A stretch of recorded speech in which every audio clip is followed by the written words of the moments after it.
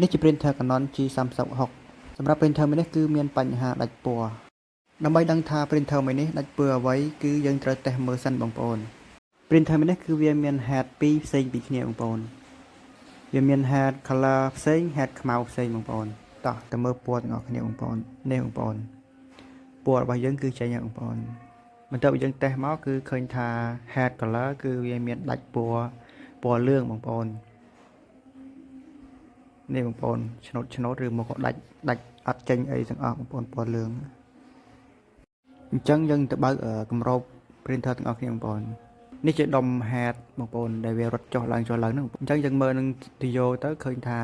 printer របស់យើងគឺវាដាច់ពណ៌បងប្អូនគឺទឹកថ្នាំវាដាច់ចេញពីវីដេអូបងប្អូនបីដោះស្រាយវាបានគឺយើងត្រូវមាន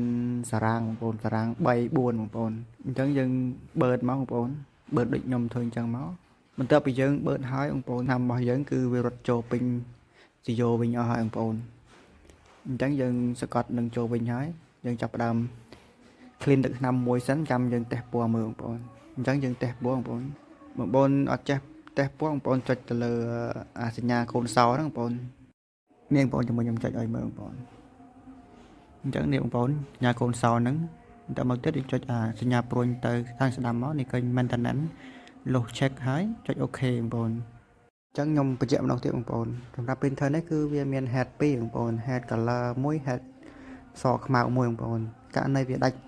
ពណ៌ color ដុំ head color គឺកាលណាយើង print រូបភាពគឺវាអត់ស្អាតទេបងប្អូនគឺវាមានលក្ខណៈឆ្នោតឬក៏ដាច់បងប្អូនបើសិនជាវាដាច់តែ color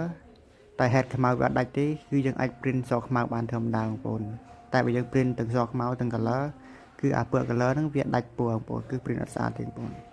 នេះបងប្អូនយើងតេស្តហើយបងប្អូននេះគឺឃើញថា printer របស់យើងគឺ color មកវិញអស់ហើយបងប្អូនគឺពណ៌លឿងដែលដាច់មិញគឺស្អាតមកវិញហើយបងប្អូនអញ្ចឹងយើងដាក់ប្រៀបធៀបមើល